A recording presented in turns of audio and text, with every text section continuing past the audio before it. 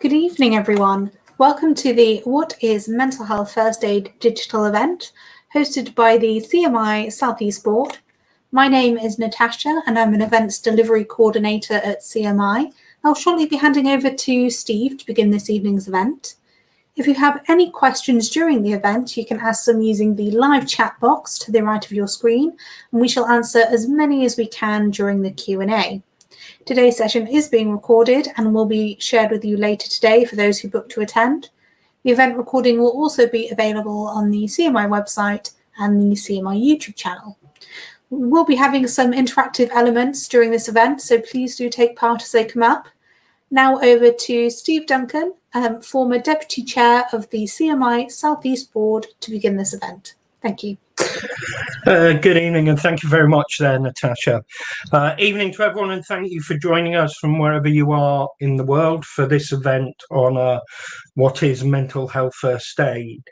As we adjust to the post-COVID world, this seems particularly prescient, with many people anxious about the return to face-to-face working, the changes from working at home, and the effect of those patterns on their lives. I'm glad to be joined tonight by Kev Beresford. Kev is a highly experienced aviator with a long-standing interest in leadership training and mental health first aid.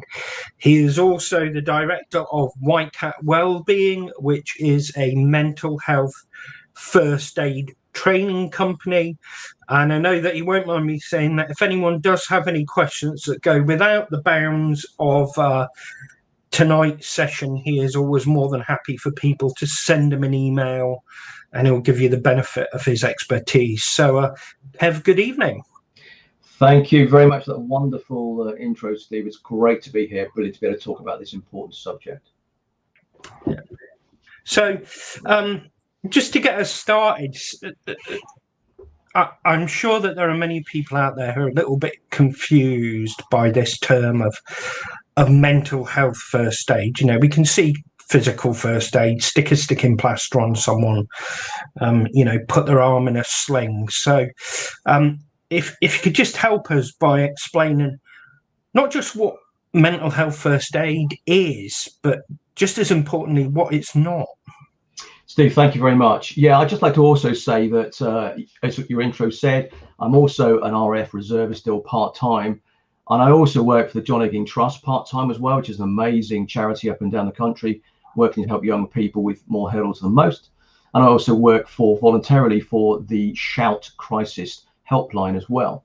I'd like to show you in my way actually what mental health first aid is. And I'm going to do that through a few props, if I may, Steve. So I'm going to talk about mental health first aid through fertilizer. I'm also going to use a camel. I'm also going to use a grape, and probably most important at all, a bicycle. Bicycles are very important with well-being, in my view, anyway. Okay, so if we think about mental health first aid, Steve, if we think about going down our path of life, if you like, traveling down our path of life on our well-being bicycle, well, that path of life can sometimes be very steep and difficult to climb. Can also actually be very steep in a different direction and be quite precipitous, so we can barely pedal to keep up with what's going on. And also, the path of life can also be quite bumpy as well, quite deep ruts occasionally. So bigger wheels are very important on our well-being bike. And when we think about our well-being bike, we can think about it in a resilience perspective as well. So in terms of well-being and our well-being bikes as we go along, we want to think about resilience. In other words, what stops us falling off our well-being bike in the first place?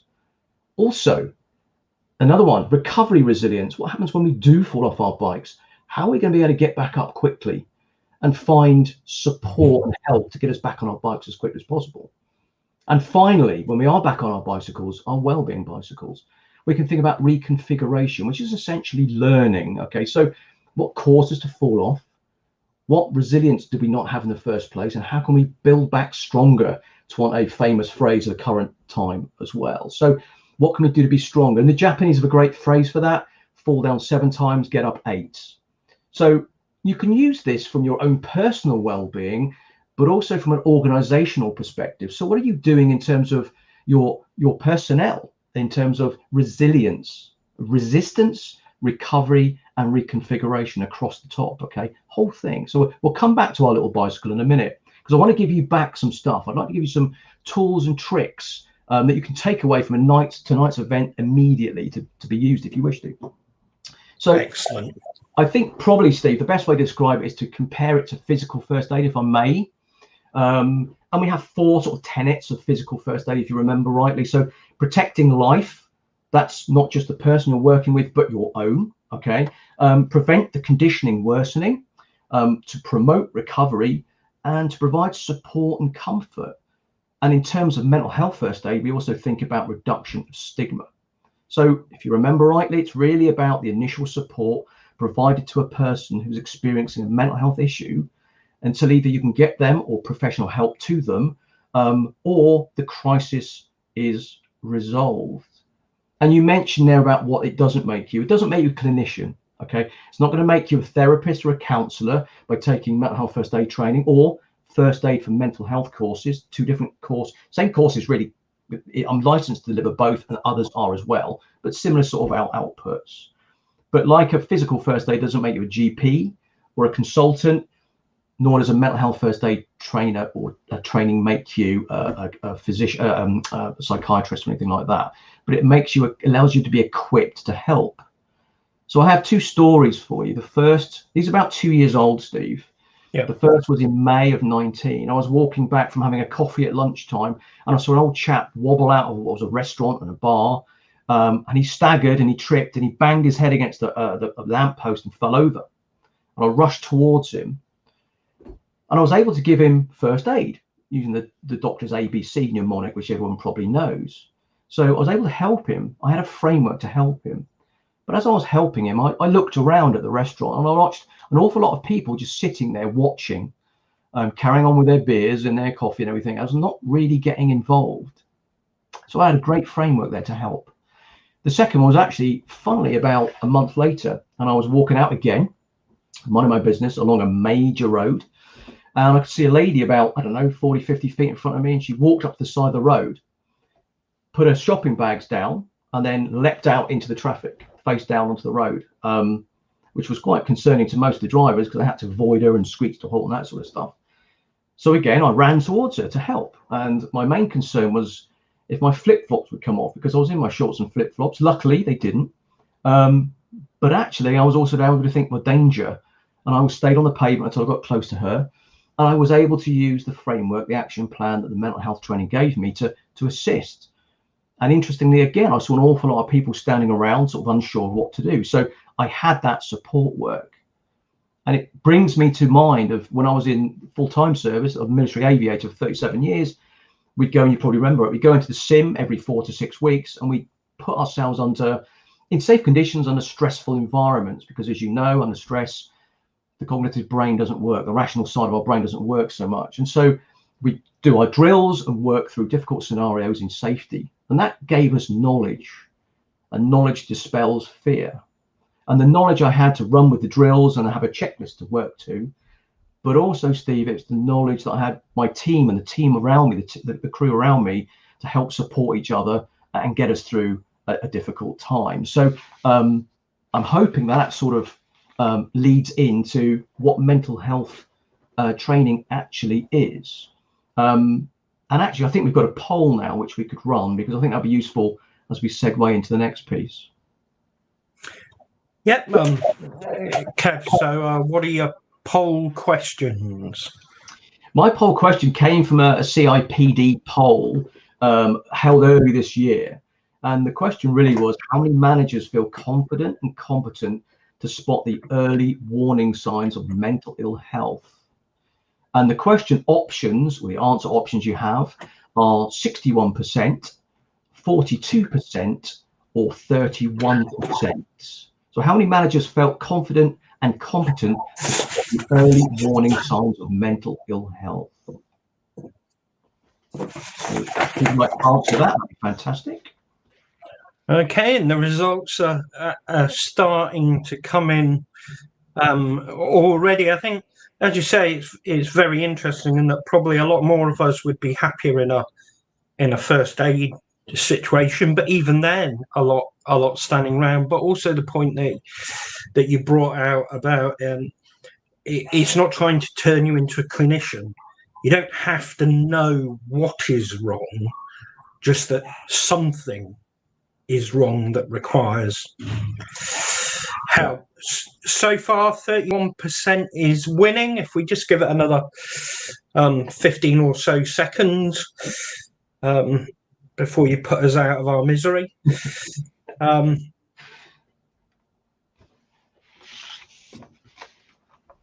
Okay, so with no update, oh, yeah, 31% overwhelmingly.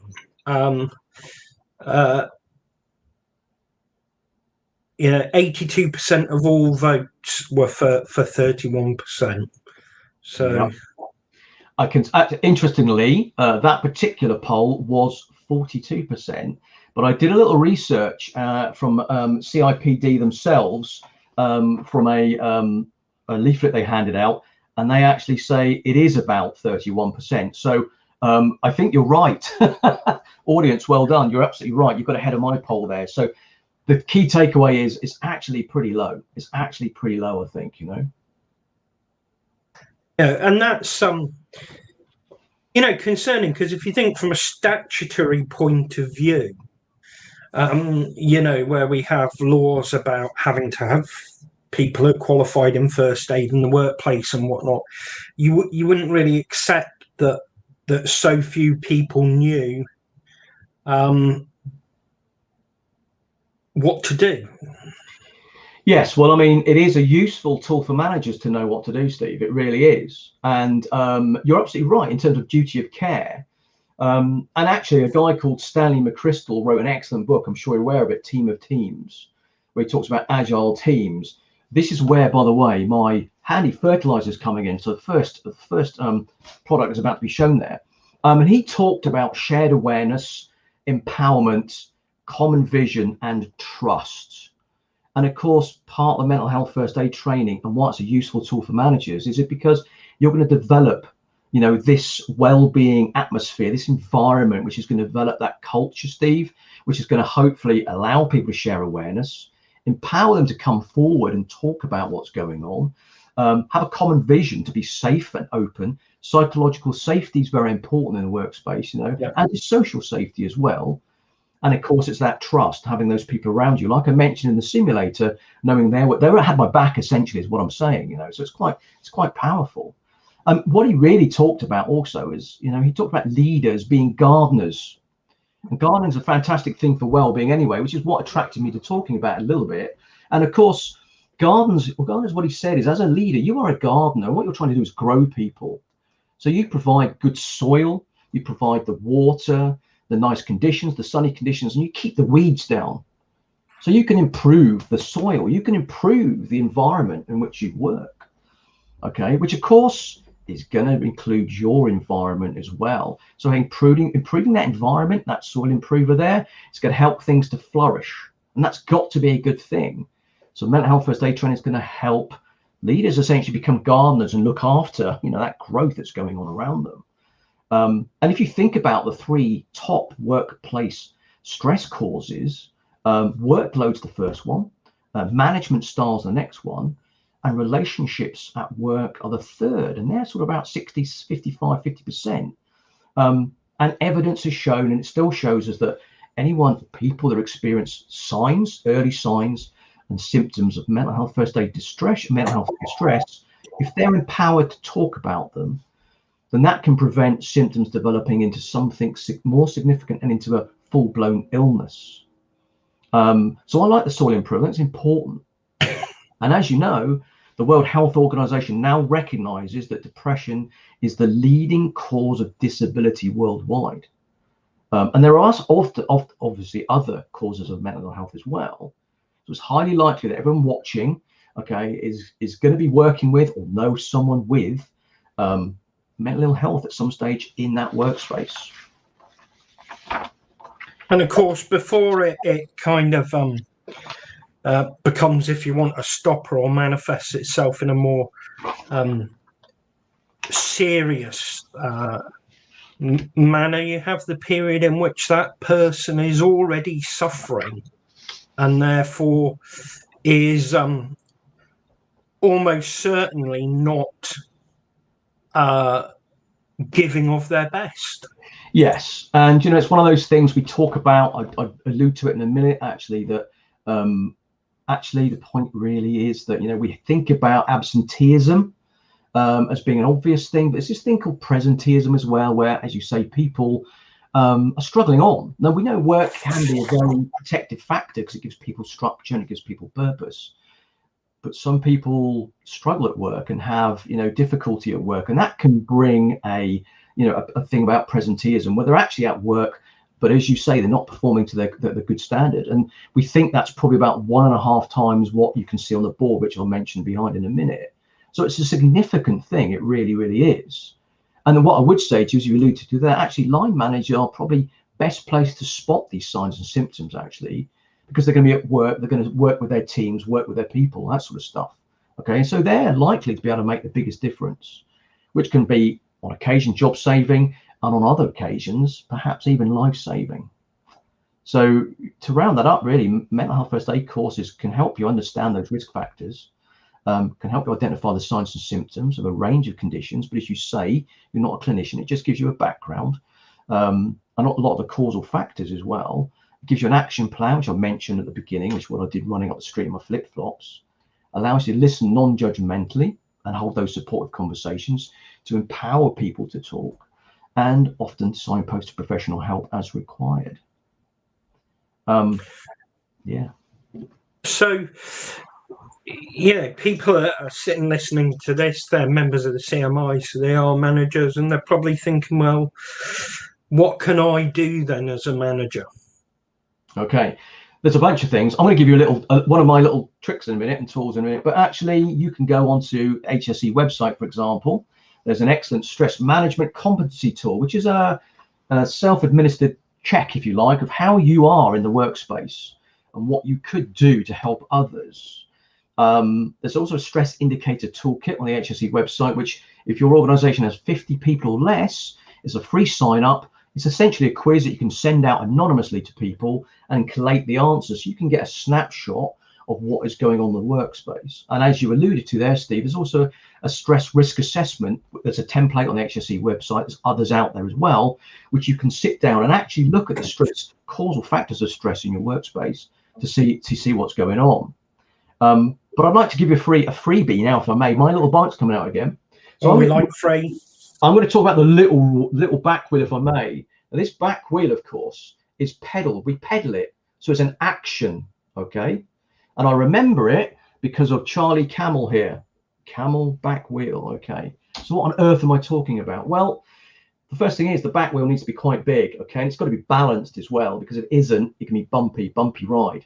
And can you imagine if the wheel was like a skateboard wheel and you're going down a bumpy road? It'd be very, very difficult to ride. So we need a big wheel. So the C of camel is connect.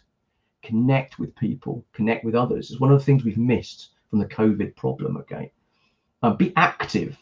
Exercise is really important. And we know that actually people don't have motivation, but by moving, you'll get motivation.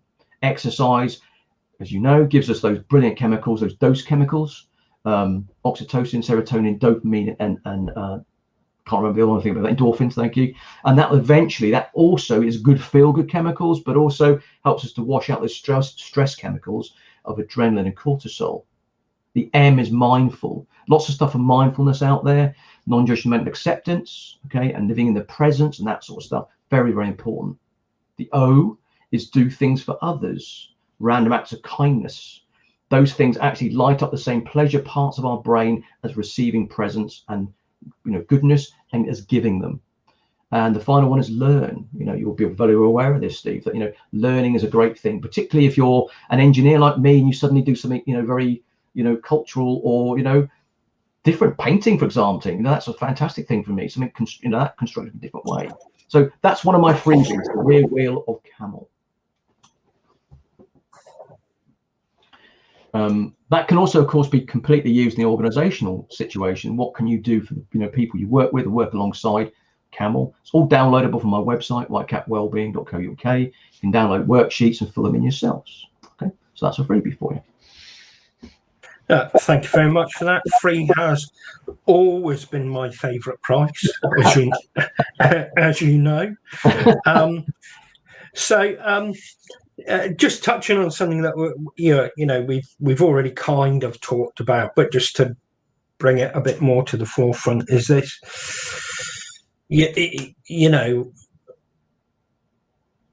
what am I as a manager? What is my organisation, my company, going to get out of having mental health first aid in the workplace?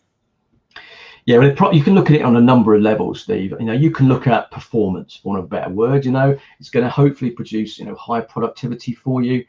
If you're in the customer support role, it's going to better customer support because people can be more engaged.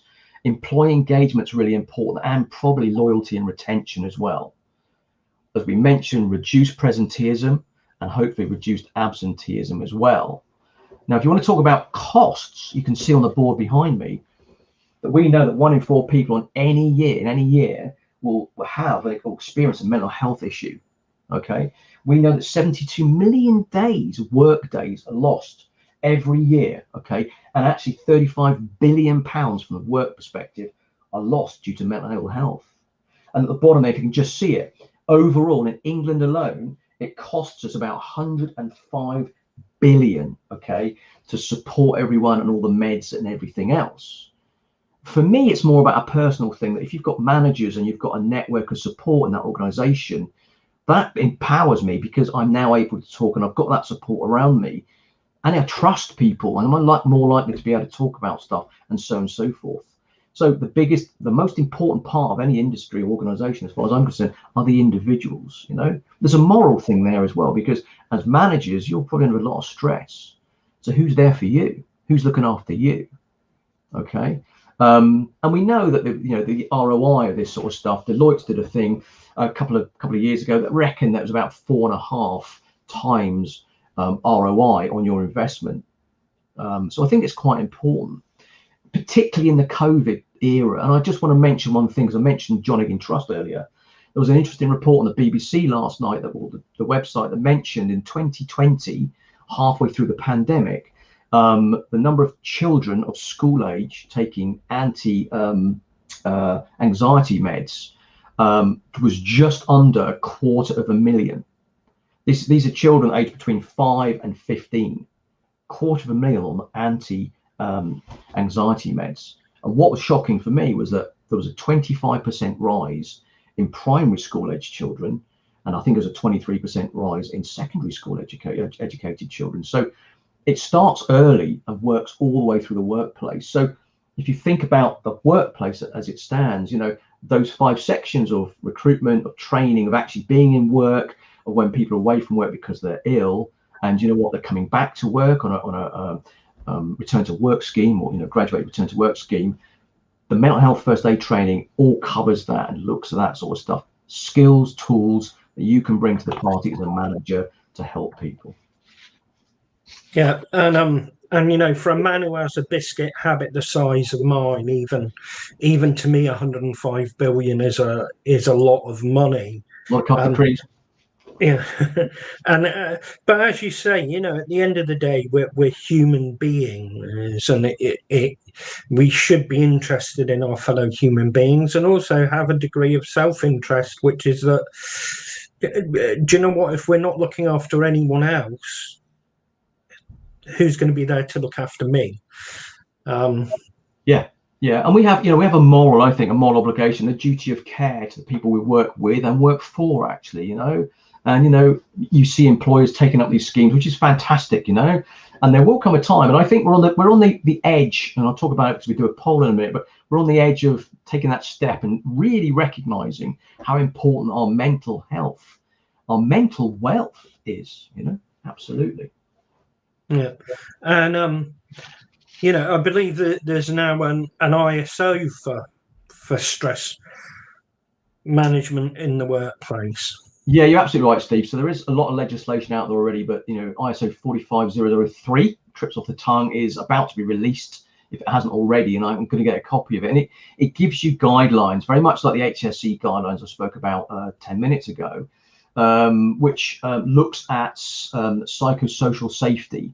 So psychological safety in the workspace and social safety in the workspace, because relationship issues in the workspace can be a cause of stress and anxiety. And we know that WHO massive problem with depression on Earth, but it's one of those difficult areas that and it's going to give advice and guidance on what people can do. There's lots of stuff out on the Mind website, HSE website.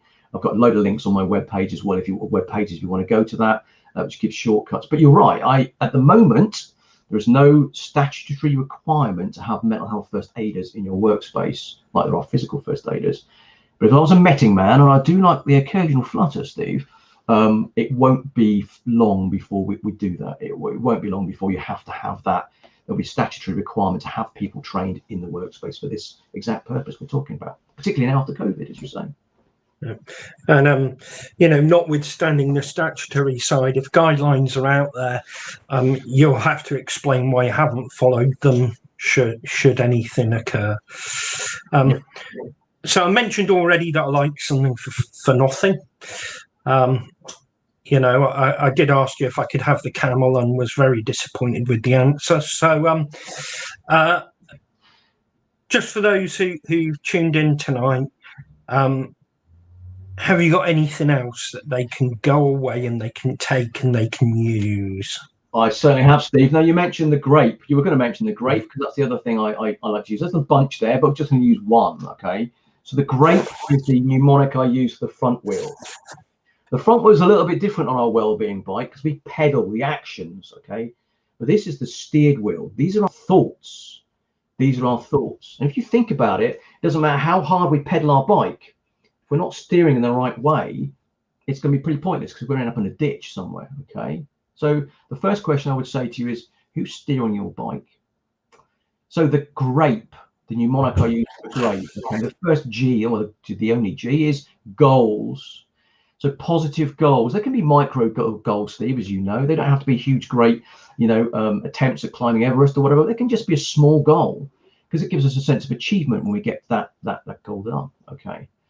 The R is resilience. Okay, this is a learnable process. There's a lot. Carol Dweck talks about a lot about this in her growth mindset. There's a lot of people out there talk about growth mindset. It's a great thing. Okay, but find things that help you be resilient. Could be a bubble bath, that sort of stuff. Okay, could be as simple as 3 things before you go to sleep at night that you're very grateful for. Okay, positive things, not just what they are, but how they made you feel. Okay, then you'll learn that. Okay, simple as that. Acceptance, accept yourself. Make sure we put your own oxygen mask on before you help others. We love to catastrophize, so we could do 99 things brilliantly, but we're only going to think about the one negative thing we do. Okay, and purpose, be a part of something bigger. Purpose gives you value and meaning. Okay, really important to have a purpose. And emotions, okay, recognize when having those negative emotions and try and look at a different perspective. There's always a different perspective out there. Okay, but it's interesting that people look at mental health, Steve, and physical health. So I do have a little bit of a chat box question, if I can run that now, if that works for you. By all means, Kev. Thank you. So all audience out there, if you'd like to stand by your fingers on the buzz, I'd just like you to answer this question with the first word or words that come into your mind, if I may. Okay, so when I come up with a statement, just type something down for me. So if I said to you physical health, what's the first thing that comes into your mind? If you'd like to type that now, please. Okay,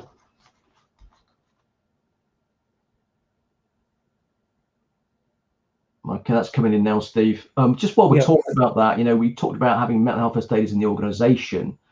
I see it really as the eyes and ears. So it's a bit of a force multiplier for anyone that wants to grow that well-being strategy. They're going to have people out on the ground listening and supporting people. They're going to help grow that well-being culture and strategy. That will then become a habit, and it'll be a self-sustaining culture. And also those people that are mental health first aiders offering that support, which also can help them with motivation and engagement as well. If you use a diverse group of mental health first aiders, that in itself can allow everyone in the workplace to have a voice. And ultimately, the idea is to reduce stigma and normalize well-being and allow, conversations to be open up and running. And I'd like to come back to that diverse group in a minute, but just looking at the comments that we've got coming in, exercise seems to be very, very happy. We've got energy, slim, active, fitness, strength, health is wealth, diet. So they seem to be kind of the general themes that are coming in. Perfect. So for the second part of this little question is the same thing, please, ladies and gents out there who are watching. Fingers on the buzzers, please, get ready. And now I'd like a word or a phrase that comes to mind when I say to you, mental health.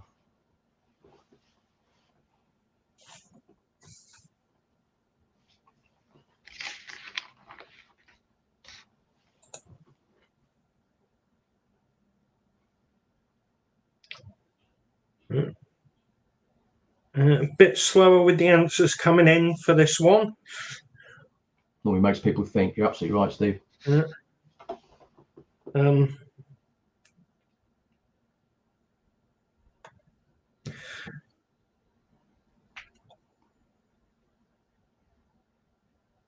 So a few positive: peace of mind, well adjusted, but we've also got anxiety and depression, sadness, illness of the mind that can manifest as physical ill health, stress. So really on the physical side, it was all in the green, as we would say. Not quite so much so. Yeah, I think that's what normally happens when I do face-to-face things. What normally happens is that, we have people's normalization of, the positivity of physical health, exactly as people responded there, but we're not quite there with the mental health. We could have said, physical health, broken leg, we could have said appendicitis, but with, the mental first aid, we could, mental health, we could also say, well-being, kindness to ourselves, love, peace, joy, and all those sort of, resilience pieces we could use. So it's about normalizing that and bringing that into the positive, because mental health, ill health is half of it, but of course we've got the mental health, the positive side on the other part of that as well, which we need to drive towards, Steve, I think. Yeah, and just as with all of those terms that people came out with for physical health are as a result of you doing things to maintain that or create it. You don't get slim, you don't get strong, you don't get full of energy without doing something proactively. But we just kind of expect our mental health to be fine. This is it. So we need to take, action. And that's why I mentioned, both the camel and also the grape, because these are little things that we can do. They've come from 5 Ways to Wellbeing and 10 Keys to Happiness. I've added a few little bits, add a little bit of seasoning and made it my own, really. But these are little tips, and you can download these from a website and actually fill them in as a diary or as a record or as a plan of what you want to do, and see any blind spots you may have that can help you with that resilience. And as you say, move to that positive mental health, positive strength. Yeah. So I'd just like to start kind of feeding a few questions into the mix, and I want to go back to the point that you raised about having a diverse group. So apologies for my pronunciation here, but Denise Arnolin asked, how do you approach a person who doesn't want to be included? Can you be seen as being fake and actually then causing a lack of trust? Well, it's interesting that adults, you can't force someone into a caring position, unless you believe they're in imminent risk, in which case then you can take steps, because protect life. If you believe they're going to hurt themselves or other people, then you can actually, call the emergency service or whatever it is. All you can really do with that is stay calm and be supportive and just say that actually the door's always open, and it may be that you might not be the right person to reach out to someone. It may be there's someone else on the team that may be more appropriate. I'm not saying you're inappropriate, but there may be someone else that can get through. But it's really creating that environment of care and support and making sure people are aware of it, and then we can do that sort of stuff. But you can't. It's classic. You can lead a horse to water, but you can't make them drink. But just be there, supportive and kind and caring, and they'll come to you if they need to. Yeah, and another point, just for myself, is just remember that because someone doesn't want to be included, it doesn't mean that there's anything wrong with them. No. It just might be that that's who they are and what they are, and their friends are somewhere away from work. So, got a question here from Shannon. How do I build a toolbox of ways to navigate through vicarious trauma? Now, vicarious trauma is an excellent thing to talk about at the moment. So vicarious trauma, if you like, is trauma by proxy. I like to think about it as walking along the shore of the sea. You're not actually in the water getting wet. If a big wave comes or you splash, you're going to get wet. So it's that transfer of emotion, if you like, and trauma from one person to another, but who's not actually experiencing it directly. So we might think of armed forces, you might think about emergency services, might think about doctors in hospitals, that sort of stuff, or anyone that's had to respond urgently to a horrific event, RTA, for example. Social workers, people looking at videos of abuse or whatever it might be, that sort of stuff. And it really is because you're leaning in, you're being empathetic with a person, you're walking in their shoes essentially. So you absolutely can build a toolbox. There's a bunch of websites out there which I've got on my website as well, you can have a look at. But people look at the sort of symptoms you'll see with someone with vicarious trauma is very much like PTSD. So physically, emotionally, behaviorally, they will change, And I've seen some of the other briefs you've done, the chats you've done, Steve, talk about self-efficacy. So that's going to be damaged, and people's view of the world will be damaged as well. They might become withdrawn, sad, lack of enjoyment in pleasurable things, and so on and so forth. Realistically, the things you can do as a workspace, as a friend, as an individual, is to recognise when someone is potentially suffering from that vicarious trauma, and essentially don't walk in their shoes anymore. Stay away from the edge of the sea. Move yourself away from those situations. Give yourself plenty of rest. Okay. Do things that you do find that are pleasurable. Okay. Recognize, trauma. Vicarious trauma is a thing. Seek help, professional help. There are a couple of things out there, EMDR, and there are some CBT techniques that people can use now very effectively. Seek professional help as well. But again, it comes back to the acceptance piece. Try and be compassionate without leaning in too much with the empathy. But in short, Shannon, there definitely are toolboxes out there. There's a bunch on the BMA, which is a very good, the British Medical Association, and there are things out there. But it's about the awareness piece, really, and the support networks. So socialising is very good. The support of people you love, friends, and that sort of stuff can be very, very good for people suffering many trauma, actually, but vicarious trauma in particular. Yeah, thank you for that. So it ties in quite nicely with another question we have here. Can we practice mental health first aid on ourselves? Yes, you can. And it's one of the things I think I may have mentioned, can't remember, it's a long time ago.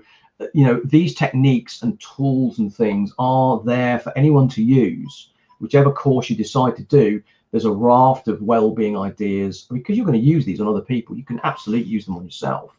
Though I tend to major on that as well, because I like the resilience. I don't like people falling off their bikes. I like them to prepare themselves so they can cope with those bumps in the road.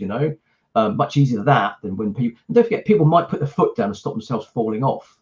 That's also a good thing to talk about it before they collapse completely. But absolutely, you can use those techniques on yourselves. And of course, you're going to have a range of signposts that are available for you that you can dive into if you want to. Shout being one of the ones that I volunteer for as well, but that's a great service. Others are available, Samaritans, you name it, they're out there. So in short, the answer to that is yes, you can. Fantastic, thank you, Kev. So something a little bit meaty here from Mehmet, if we could just briefly cover this. What interventions or actions might be appropriate if you're dealing with someone who is quite extremely distressed? Yeah, that's a really good one, actually, Steve. And that's a great question, Mehmet, actually, because, one of the things you have to be as a mental first aider, you have to have courage. Because, courage is one of those things you need to run towards a problem as opposed to, appropriately. But one of the things I would say to Mehmet is, when you say extreme mentally distress, are you talking about aggressive? Are you talking about just, in a very sort of traumatic position? But in terms of aggression or traumatic position, you always think about, protecting your life as well. So if you are going to talk to someone that might be violent or you think could be aggressive, ensure that your exit route is always safe and you can get out if you need to. So, oxygen mask on you before you talk to anyone else. In terms of someone who is very, very upset, and really talk about de-escalating the situation, and active listening is very, very important. The Samaritans have a great mnemonic, which I often talk about. I've changed it to the word crops, because I like the word crops. I can remember. We talk about active listening tips. So courage initially to talk to someone, because a lot of people won't when someone's very, very distressed. The R for that is reflect back to what someone's saying and sort of, reframe it and reflect it back. So it shows, repeat. So it shows you're listening to them. The O is often open questions, as it listens, helps people explore what they're going through. The P is patience. You don't raise your voice. You don't become angry. You express things as a positive. You take your time. Maybe you need to pause and go away and come back. And the S, of course, one of the most important ones is show that you care. The empathy we talked about, you're going to show people that you care about them and you're there for them. But, be cognizant of your own safety, but, you're there to support people. And that might actually mean just holding on to them mentally and emotionally as well, So yeah, that's quite an important thing, but a great question. Thank you, Kev. We've just lost Steve, but don't worry, I'm here to take over. I'm sure he'll be back very soon. So our next question is from Diane. How to spot the signs of mental health issues? Great question, Diane. Again, the courses will talk you through a lot of these with an action plan. Again, I've got a new mnemonic because I love my mnemonic because it just works in my mind.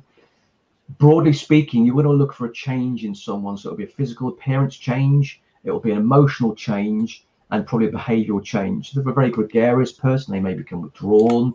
If they're always on time for work, they may be late, or they might, stay later, or whatever it might be. Emotional change could be outbursts. It could be very happy, could be very sad, very angry, very aggressive. So we're looking for these changes. Now, I think there was a group in New Zealand that came out with MATES, MATES. I know Bryce Norton used it on posters as well, but the M of that is mindset. So what's changed with their mindset? Well, they used to be an outgoing person, now very quiet, very loud person, but now sort of a bit meek, whatever it might be, pessimistic, or they used to be optimistic, whatever it is, that change. Attitude, again, what sort of attitude? Have they got used to be a can-do, now I can't be bothered anymore, seemingly sort of just dismissive, or they used to be very friendly, and whatever it might be. Isolation is a classic, as opposed to going out and stuff. Tiredness, we know that people with anyone suffering with mental health can struggle to get sleep, and likewise sleep or lack of sleep drives mental health as well as a direct connection. So do they appear tired? And the emotional thing as well, they suddenly burst into tears or crazy laughing like a hyena, whatever it might be. Is there an emotion change? I'm not suggesting you laugh like a hyena, but of course. That emotional change is something to look out for. So that's the S is at that stage speak up. You're going to engage them in those crops, those words I used there, and just open the door to them and go and talk to them. Use those action plans that if you do the courses you'll be aware of that I deploy quite regularly. So yes, to change and then to approach. Absolutely. And I know that some of the signs people are taught to look out for is someone suddenly giving away all of their possessions. That's a big flag as well, isn't it? That you absolutely can do. Extra generous. Yeah. So it can be a sign of suicidal tendency. I haven't talked much about suicide, and there's a whole other subject. But the thing about suicidal tendency, exactly that, it's a behavioural change. The key thing about if anyone you believe is, the courses deal with it in great depth. If you believe anyone has suicidal ideation, is to talk to them about it. Don't shy away from it. And I do this pretty much on a weekly basis with Shout. It's actually ask them, are you having suicidal feelings or thoughts? Because that opens the discussion. From there, that can lead into other actions as you from a mental health first aider. Okay, but the thing is not to shy away from it. But you're right, Natasha. That's one of the things that people can do: prepare themselves. exactly what you're talking about. Yeah. It's great to have you back, Steve. We're just getting ready to close the session, but before I do that, was there anything that you wanted to add on about Kev's talk today? No, I'd just like to say thank you very much to everyone who joined us, and we did have a global audience there. I'd really like to say thank you to Kev for devoting his time and expertise, and just looking at the number of questions that we didn't get to. It's obviously a topic that's really resonated with people. And just to say to people, yes, there are the CMI assets available to you, but I'm sure that Kev is also more than happy to deal with any questions that you may have within this area and give you the benefit of his considerable expertise. So for this, my final webinar, thank you very much. Thank you, Steve. Thank you, Steve. So yes, that is it for today's session. Thank you to everyone who joined us, and thank you, Steve and Kev, for your insights and expertise. Don't forget, if you're a member of CMI, you can log into Management Direct using the link in the live chat, and you can find a wide range of exclusive and practical development resources and much more. You also have access to Kooth if you're a member of CMI, which is an online mental wellbeing community. So please do take advantage of that. And if you're not yet a member or subscriber, you can join our community via the link that's also in the live chat to gain full access to our Management Direct portal and those Kooth services. You can also sign up to the free CMI newsletter for the latest trends and tips for managers and leaders. So please do take a few moments to let us know your thoughts on today's event by completing the evaluation form. We've dropped the link in the live chat, and I believe there's a special giveaway this time. So if you fill out the form, you could be entered into a chance to win a CMI goodie bag. So thank you again for joining us, and enjoy the rest of your evening.